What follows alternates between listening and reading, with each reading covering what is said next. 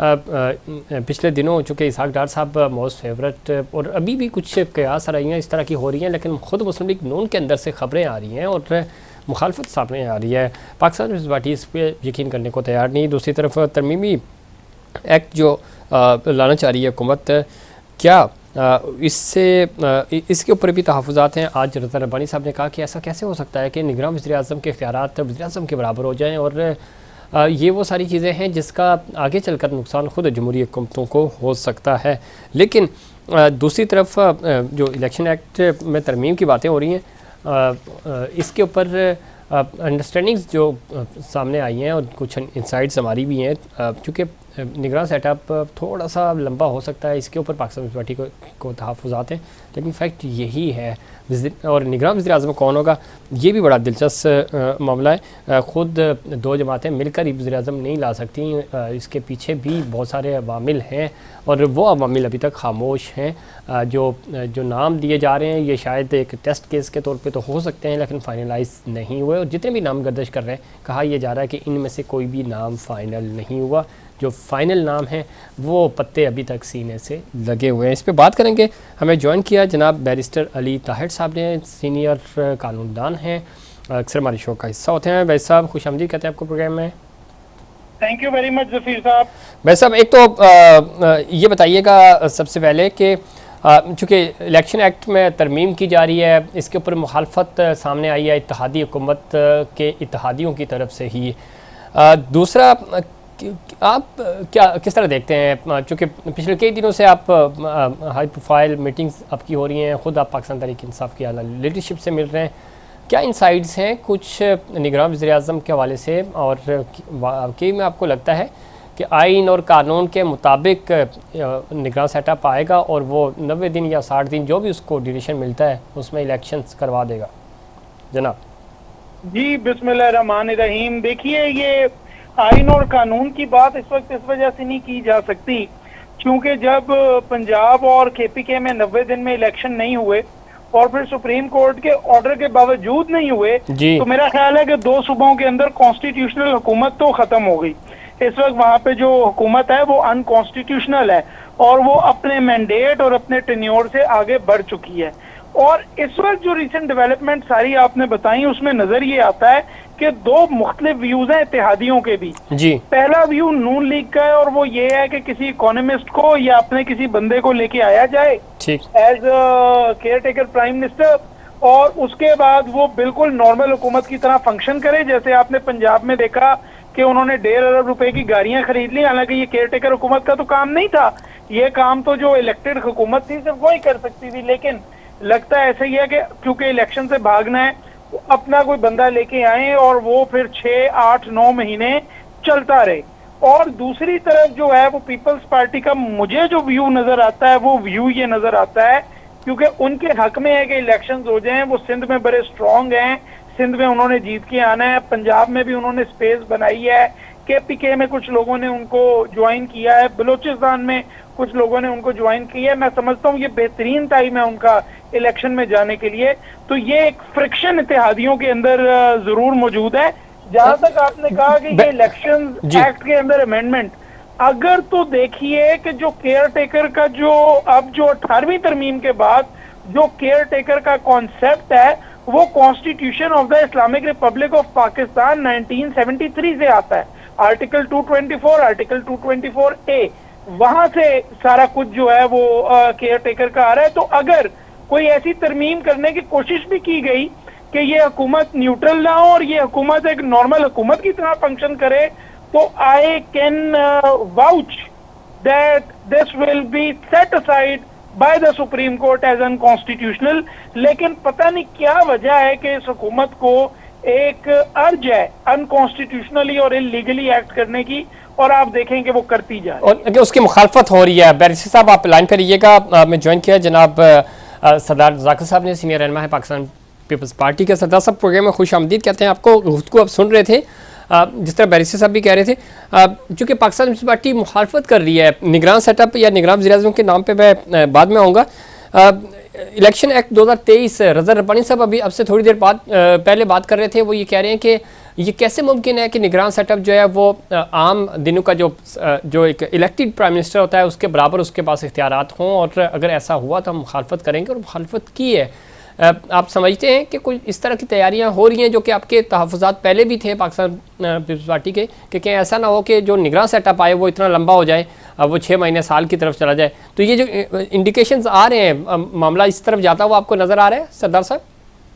देखिए सफीर, पहली बात यह है कि पाकिस्तान पीपल्स पार्टी डे 1 से इस चीज़ से कन्विंस्ड है, और हम अपने जो प्रिंसिपल्स हैं, क्योंकि पाकिस्तान पीपल्स पार्टी बुनियादी तौर पे पाकिस्तान का आइन बनाने वालों की पार्टी है। पाकिस्तान के अंदर जो डेमोक्रेटिक सिस्टम की ट्रांजैक्शन होती है उसमें पाकिस्तान पीपल्स पार्टी का एक बहुत बड़ा रोल होता है। इसमें मैं नहीं समझता कि कोई बंदा ऐसी कोई कोशिश भी करेगा कि पाकिस्तान के अंदर जो इंटरिम गवर्नमेंट आएगी उसको प्रोलॉन्ग करने की अगर कोई कोशिश करेगा तो उसमें पाकिस्तान पीपल्स पार्टी सबसे ज्यादा मुखालफत करेगी। और मेरा नहीं ख्याल कि इस तरह किसी की सोच भी हो सकती है कि पाकिस्तान के अंदर जो इंटरिम गवर्नमेंट का जो प्राइम मिनिस्टर होगा वो उसको 6-8 महीने या 1 साल दिया जाए। अपने टाइम पे इलेक्शन होंगे, और किसी हद तक हम लोग भी क्योंकि सारे पॉलिटिकल प्रोसेस का हिस्सा है, जितनी मीटिंग्स होती है, मैं आपको इंश्योर कर रहा हूँ कि जो इंटरिम गवर्नमेंट आएगी, चाहे प्रोविंशियल है या फेडरल गवर्नमेंट है, वो अपने टाइम पे इलेक्शन करेगी। और इंटरिम गवर्नमेंट का कोई काम नहीं है कि वो किसी तरह की इंटरफेरेंस करे, और उसका काम ये है कि वो तमाम पॉलिटिकल पार्टियों को लेवल प्लेइंग फील्ड दे और तमाम लोगों को इक्वली ट्रीट। सरदार साहब बिल्कुल ठीक कह रहे हैं जी, सरदार साहब बिल्कुल ठीक कह रहे हैं, लेकिन आपने भी देखा, हमने भी, वो हमारे पास रिपोर्ट हुआ, इसहाक डार साहब का नाम आया, और नाम न सिर्फ नाम आया बल्कि इस तरह पेश किया गया कि शायद पाकिस्तान पीपल्स पार्टी भी मुत्तफिक है इस नाम पे। बाद में ज़ाहिर आपकी पार्टी की तरफ से इस चीज़ की तरदीद भी आई। इस तरह का जब माहौल बनाया जा रहा है, एतमाद नहीं है एक दूसरे के ऊपर, और पाकिस्तान पीपल्स पार्टी तो पिछले तकरीबन 3 हफ्तों से ये कह रही है कि 8 अगस्त को असम्बली तहलील कर दें ताकि 90 दिन मिल जाएँ। आपके प्रपोजल हैं, तमाम चीज़ें हैं, लेकिन मुस्लिम लीग नून इन सारी चीज़ों से बैक फुट पे जाती हुई नज़र आ रही है, और यही वजह है कि इसहाक डार साहब के नाम के ऊपर खुद अब मुस्लिम लीग नून के अंदर से भी आवाज़ें आना शुरू होगी कि हमने तो इस पे तो इत्तेफाक ही नहीं हुआ, और ये नाम कहाँ से आ गया। तो जब इस तरह की चीज़ें सामने आ रही हैं तो इससे लग तो यही रहा है कि शायद अपनी अपनी लॉबिंग की जा रही है मामलात के, जितना कोई फ़ायदा उठा सके। तो ये तो जमहूरियत का नुकसान होगा, और जिसके लिए आपकी लीडरशिप ने भी कुर्बानियाँ दी हैं। देखिए मेरे ख्याल में ये जिसने भी इसहाक डार साहब का नाम पुट किया है और एक स्टेटमेंट दी है, मैं तो इसको बड़ी स्टूपिड स्टेटमेंट समझता हूँ। एक बंदा सिटिंग गवर्नमेंट का फाइनेंस मिनिस्टर है, और उसको सबको पता है कि नवाज शरीफ साहब के उनके रिश्तेदारी भी है, और मुस्लिम लीग नून का शायद उनके पास कोई ओहदा भी है। ये तो बहुत ही एक मजाक होगा पाकिस्तान के अंदर कि एक डेमोक्रेटिक सिस्टम के साथ मजाक होगा कि एक सिटिंग मिनिस्टर को उठ के आप प्राइम मिनिस्टर बना दें। और ये कैसे मुमकिन है कि वो बंदा बायस नहीं होगा और वो बंदा अपनी पार्टी को फैसिलिटेट नहीं करेगा। इसमें तो ये बातें मेरे ख्याल में मुझे नहीं लग रहा कि इसमें कोई सीरियस किस्म की कोई बात हो। ये मैं आपको बात इंश्योर कर रहा हूँ कि पाकिस्तान पीपल्स पार्टी और मुस्लिम लीग नून की जो लीडरशिप के दरमियान जो मीटिंग्स हुई हैं और कमिटमेंट्स हुई हैं वो यही हुई है कि हमने एक ऐसे शख्स को प्राइम मिनिस्टर बनाना है और उसको सारी गवर्नमेंट, इंटरिम गवर्नमेंट उसके हवाले करनी है, जिसने 90 दिन के अंदर इलेक्शन करवाने। और इंशाल्लाह ये जिस तरह के शोशे छोड़े जा रहे हैं इसमें कोई सदाकत भी नहीं है। और खुद अच्छा हुआ कि मुस्लिम लीग नून की कुछ जो मीडिया रिप्रेजेंटेटिव है उन्होंने आके इस चीज को डिनाई भी किया कि सरदार साहब डिनाई तो किया, लेकिन इसहाक डार साहब खुद इंटरव्यू दे रहे थे आदिल शाहजेब के प्रोग्राम में, तो जब उन्होंने सवाल किया उनसे तो उन्होंने ये कहा कि अल्लाह ताला मुझे जो जिम्मेदारी देगा मैं उसको निभाने की कोशिश करूंगा। तो वो डार साहब तो खुद इस चीज़ के लिए कायल नजर आए, और यही वजह है कि उनके जो फेवरेट जर्नलिस्ट थे उन्होंने उसके ऊपर प्रोग्राम्स भी किए। देखिए ये किसी की कोई जाती ख्वाहिश तो हो सकती है ना, कोई भी बंदा अगर कोई अपनी जाती ख्वाहिश का इजहार करता है तो वो इजहार करता रहे, लेकिन अगर पाकिस्तान के इस तरह के इलेक्शन करवाने हैं तो बेहतर ये कि इलेक्शन करवाए ना। अगर एक सिटिंग आप मिनिस्टर को उठा के प्राइम मिनिस्टर बना देंगे तो वो कैसे मुमकिन है कि वो पाकिस्तान के अंदर ट्रांसपेरेंट इलेक्शन करवाएगा, फ्री एंड फेयर इलेक्शन करवाएगा। बिल्कुल ठीक कह रहे हैं। फिर देखिए सफीर, में एक बात आपको और कोट कर दूं कि पाकिस्तान के 2018 के इलेक्शन थे, उसमें जो यूरोपीय यूनियन का डेलीगेशन आया था उसने भी बड़ी रिजर्वेशन शो की थी, और हमने पूरी दुनिया को एक अच्छा सॉफ्ट इमेज और एक ट्रांसपेरेंट इलेक्शन करवा के एक अपना सॉफ्ट इमेज पोर्ट्रे करना है, ताकि पूरी दुनिया पाकिस्तान के पॉलिटिक्स सिस्टम के ऊपर, पाकिस्तान की गवर्नमेंट के ऊपर ट्रस्ट कर सकते। ठीक है, लेकिन अगर आप इस तरह की बेईमानियां लोग करेंगे तो फिर दुनिया आपके ऊपर कोई भी ट्रस्ट नहीं करेगा। बिल्कुल ठीक कह रहे हैं आप सरदार साहब। एक सवाल का और जवाब, फिर मैं बैरिस्टर साहब की तरफ जाऊँगा। रज़ा रब्बानी साहब, सेनेट में उन्होंने मुखालफत की है, ताज हैदर साहब ने मुखालफत की है कि जो तरमीमी एक्ट, इलेक्शन एक्ट 2023 लाया जा रहा है और ख़ास तौर पे इख्तियारात जो दिए जा रहे हैं निगरान वज़ीर-ए-आज़म को, उसकी वो मुखालफत उन्होंने कहा कि ये नहीं हो सकता कि आप आने वाले वज़ीर-ए-आज़म को, जो कि निगरान वज़ीर-ए-आज़म है, उसको आप इलेक्टेड वज़ीर-ए-आज़म के बराबर इख्तियारात दें। आप क्या कहेंगे इस पर? देखिए, बिल्कुल मैं इस चीज को सेकंड करता हूं कि जो आइन के अंदर लिखा हुआ है कि निगरान जो सेटअप होता है उसका सिर्फ सच इतना उसका रोल होता है कि वो पाकिस्तान के अंदर इंश्योर करे, अपने इदारों के जरिए पाकिस्तान का इलेक्शन ट्रांसपेरेंट करने की कोशिश करे, ना कि उसको कोई इख्तियारात दे के उसको स्ट्रेंथन करने की कोशिश की जाए। ये सारी चीजें, ये बेईमानियां अनफॉर्चुनेटली माजी के अंदर भी हम मुस्लिम लीग नून के लोगों के अंदर देखते रहे कि हमेशा इस तरह की चालाकियां होती रही हैं। लेकिन अब मेरे ख्याल में ये नहीं हो सकता कि पाकिस्तान बड़े नाजुक मराइल में खड़ा है। आपने देखा कि IMF ने किस तरह एरिया रगड़ा के IMF ने अपना प्रोग्राम दिया है। तो मेरा नहीं ख्याल कि इस तरह की ये जो जितने हरकतें ये करेंगे पूरी दुनिया के अंदर बेनकाब होंगे, और पाकिस्तान पीपल्स पार्टी अपने प्रिंसिपल पे खड़ी है। और मैं एक और स्टेटमेंट भी दे रहा हूँ कि पाकिस्तान पीपल्स पार्टी किसी को माइनस या प्लस करने की सख्त मुखालफत करती है। वो कहती है कि ये जो चाइना कटिंग करके जो इस तरह की पार्टियां बनाई जा रही हैं और पाकिस्तान के ऊपर डेमोक्रेटिक सिस्टम को डीरेल करने की कोशिश की जा रही है, ये जितनी चाइना कटिंग पार्टियां, ये बिल्कुल नहीं बननी चाहिए, और पाकिस्तान पीपल्स पार्टी इसकी मुखालफत करती है। पाकिस्तान पीपल्स पार्टी इसकी मुखालफत करेगी। बहुत शुक्रिया जनाब सरदार नज़ाकी साहब, आपने प्रोग्राम में वक्त दिया। बैरिस्टर साहब, गुफ्तगू आप सुन रहे थे, एक चीज़ तो बड़ी इंपॉर्टेंट है जो मैं पहले भी सरदार साहब से भी डिस्कस कर रहा था। इसहाक डार साहब का नाम आया, आपने भी देखा, अब नाम आया नहीं, नाम लाया गया, और जो लीडरशिप थी शायद उनकी तरफ से भी एक टेस्ट करने के तौर पे, चूँकि पाकिस्तान पीपल्स पार्टी को एतमाद में नहीं लिया गया। PDM, चूँकि पाकिस्तान पीपल्स पार्टी PDM से तो बाहर आ चुकी है, लेकिन हुकूमत की इत्तेहादी है, PDM को ऑन बोर्ड नहीं लिया गया।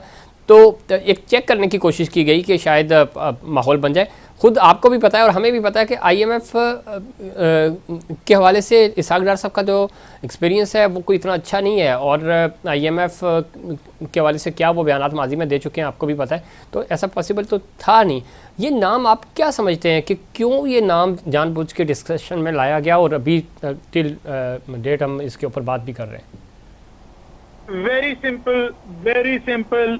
एक तो जाहिर है समदी साहब की जो इन्फ्लुएंस है रूलिंग खानदान के अंदर, वो तो बेतहाशा है, इस बात में तो कोई शक ही नहीं है। मिस्ता इस्माइल को जो है वो एक सेकंड में उठा के बाहर फिकवा दिया, और इसहाक डार साहब जो हैं खुद आके बड़ा जमान हो गए, यानी उनसे देखा ही नहीं गया कि इस कुर्सी पे कोई और भी बैठ सकता है। तो वो एक जाती ख्वाहिश है, और समदी साहब हैं, जाहिर है अगर उन्होंने कह दिया कि मैं केयर टेकर प्राइम मिनिस्टर लगना चाहता हूं तो वो लगेंगे।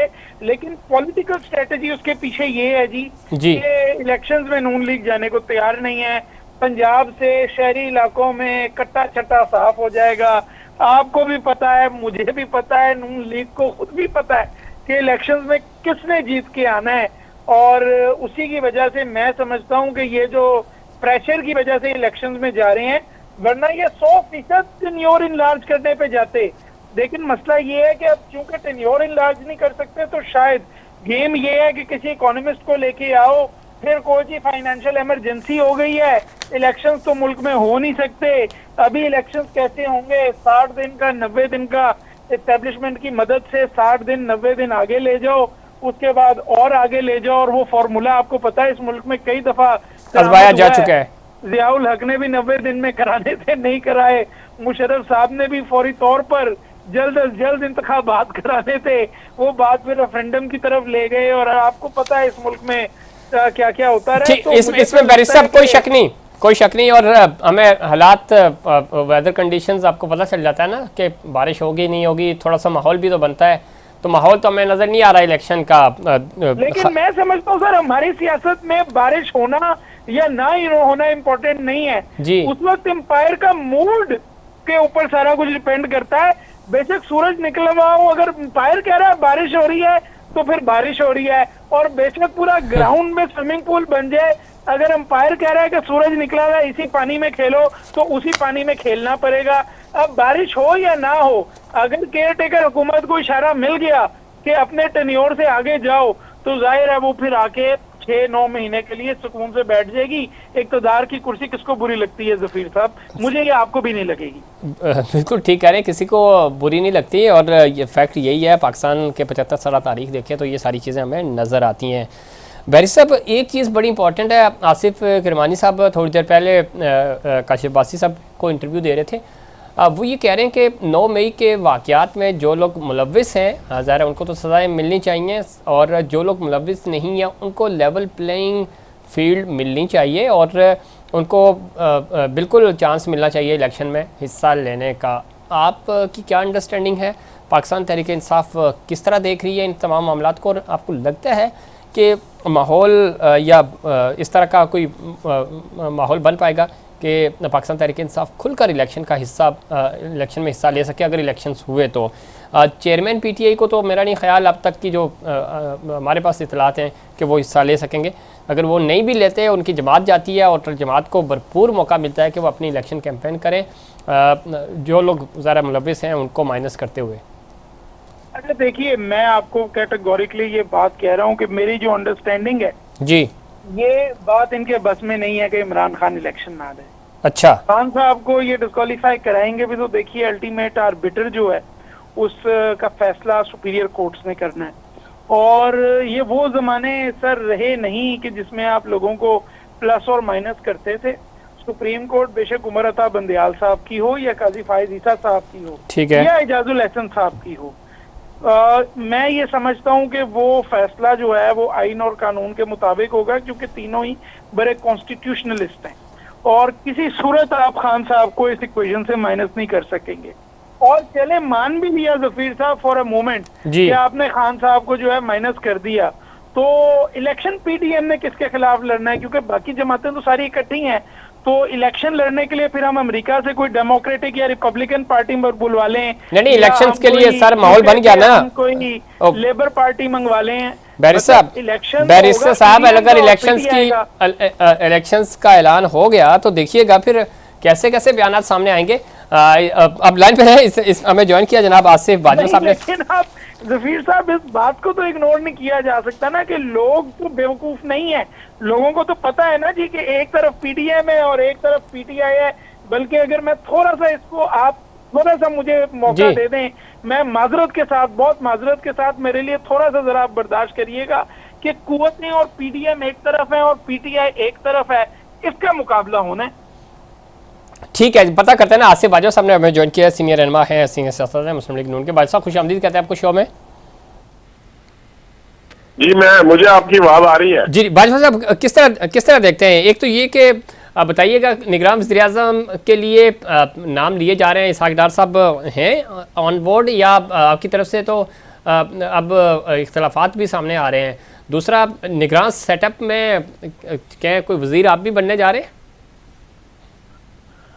बिस्मिल्लाहिर्रहमानिर्रहीम, आपका बहुत शुक्रिया, आपने मुझे वक्त दिया। सर गुजारिश ये है कि अभी तक जो ऑफिशियली पाकिस्तान मुस्लिम लीग नून या पीडीएम के प्लेटफॉर्म से नंबर 1, नंबर 2 या अपोजिशन जी का जो लीडर है राजा रियाज साहब, उनकी तरफ से या पाकिस्तान पीपल्स पार्टी की तरफ से जी कोई ऐसा नाम ऑफिशियली जो है वो लॉन्च नहीं किया गया। ठीक। और मुख्तलिफ किस्म के पहले 1, 2, 3, 4 नाम थे, फिर 8, 10 तक नाम चलते रहे हैं। जी जी। लेकिन कल रात से इसहाक डार साहब का नाम भी आना शुरू हुआ, और हमारे जो मरकजी रहनुमा है पाकिस्तान मुस्लिम लीग नून के सीनियर वज़रा, उन्होंने भी कहा कि अगर इसहाक डार साहब आ जाएं तो जिस तरीके से उन्होंने पाकिस्तान के मुआशी जो इस वक्त क्राइसिस था उससे उन्होंने कम किया है, उसमें वो समझते हैं कि ये बेहतर हो सकते हैं। इस एजाज में उनको एक बयान था, लेकिन ऑफिशियली पाकिस्तान मुस्लिम लीग नून की तरफ से अभी तक किसी का नाम नहीं आया, नंबर 1। नंबर 2, जी जी जो बात मेरे दोस्त कर रहे थे कि ये पार्टी के मतलब अगर वो डेमोक्रेटिक को बुलाएंगे या अमेरिका से किसी जमात को बुलाएंगे, तो बात ये है कि जो पाकिस्तान डेमोक्रेटिक मूवमेंट है वो सिर्फ अब जो उस वक्त की गवर्नमेंट थी उसके खिलाफ एक इत्तेहाद बना था। ये समझिए बाजवा साहब 13 अगस्त तक आपको पीडीएम मिलेगी, उसके बाद तो फिर ज़ाहिर है खत्म। यकीनी तौर पे 13 अगस्त के बाद पीडीएम नहीं होगी। ठीक है 13 के बाद। हमारा कोई इलेक्शन इत्तेहाद उनके साथ नहीं है। नहीं है, ये तो खैर पहले भी बात हो चुकी है। बाजवा साहब एक और चीज, अपोजिशन लीडर राजा रियाज साहब हैं, वो ये फरमा रहे हैं कि इंतखाबात 10 साल भी ना हो तो कोई बात नहीं, कोई फ़र्क नहीं पड़ता। तो ज़रा आने वाले निगरान सेटअप ने तो 90 दिन या फिर 60 दिन में उन्होंने इंतखाबात कराने, तो ये किस तरह की बातें हो रही हैं?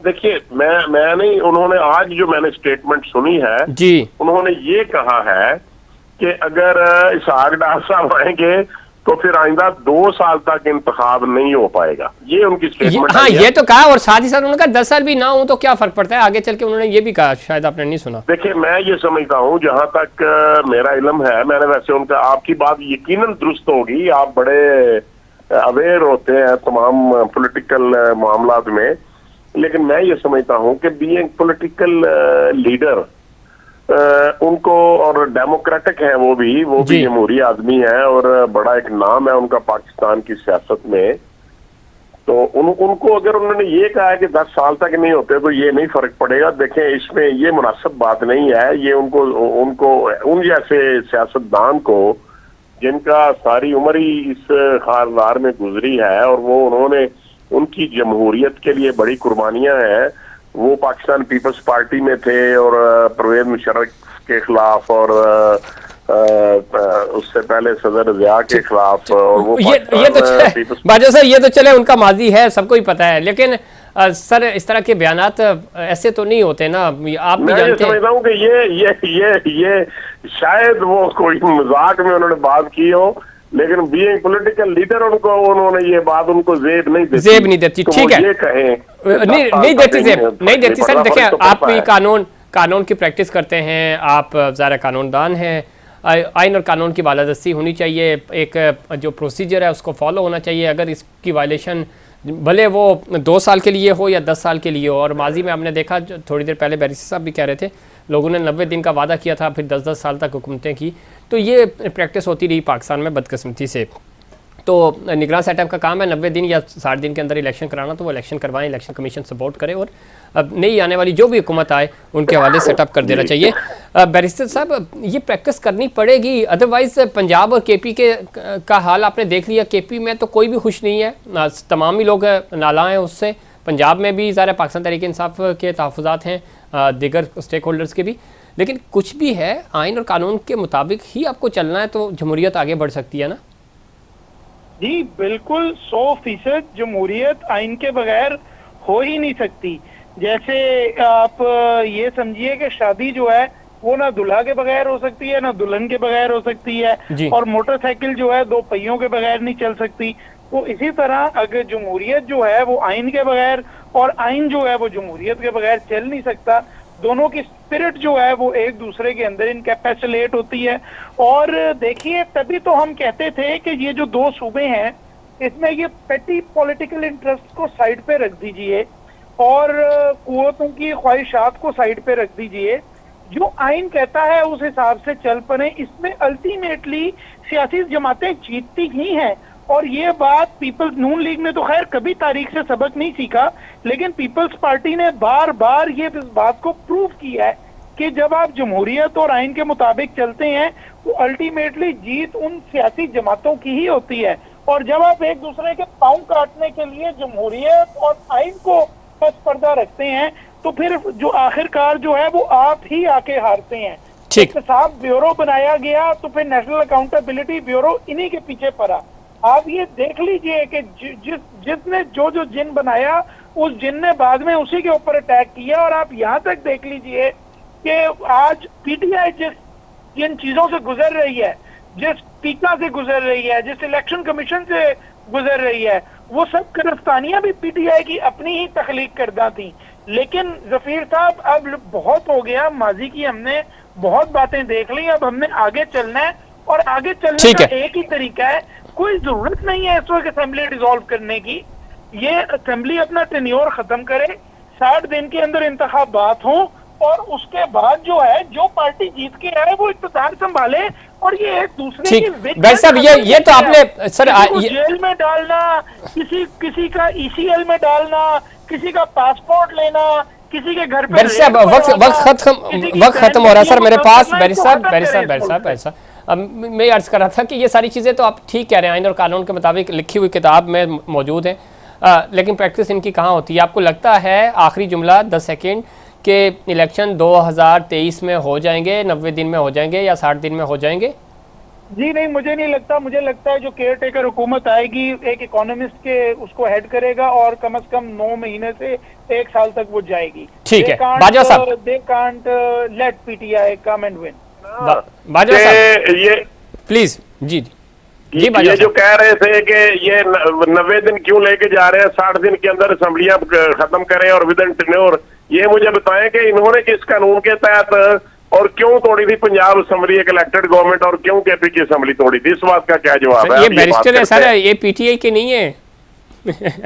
अच्छा ठीक हो गया सर। मैं ये समझता हूँ कि पाकिस्तान मुस्लिम लीग नून की ख्वाहिश है कि पूरे पाकिस्तान में अगर 1 दिन 2 दिन 3 दिन पहले अगर असेंबलियां ये डिसॉल्व करें तो फिर विद इन 90 डेज जो इलेक्शन है ये जरूर होने चाहिए और इंशाल्लाह होंगे भी। आपको लग रहा है 2023 इलेक्शन का साल है या this is the election year sir? चले जी, this is the election year. बहुत शुक्रिया आसिफ बाजवा साहब, बैरिस्टर अली तैयब साहब।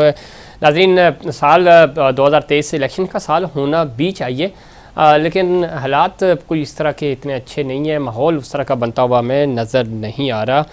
अल्लाह करे कि इलेक्शंस हों, नई हुकूमत आए और इस मुल्क की बागडोर संभाले, इकॉनमी बहुत बुरा हाल है उसको आगे लेके जाए, पाकिस्तान तरक्की की तरफ जा सके। माशी इस्तेकाम सियासी इस्तेकाम से जुड़ा है और सियासी इस्तेकाम उसी सूरत में आएगा जब इलेक्शंस होंगे और तमाम जो वोटर्स हैं वो अपना हक इस्तेमाल करेंगे वोट का। नाज़रीन, ये था हमारा आज का प्रोग्राम। उम्मीद करता हूँ दीगर प्रोग्राम्स की तरह आज का प्रोग्राम भी आपको पसंद आएगा। मुझे और इनसाइड पाकिस्तान की पूरी टीम को दीजिए इजाज़त। अल्लाह निगहबान।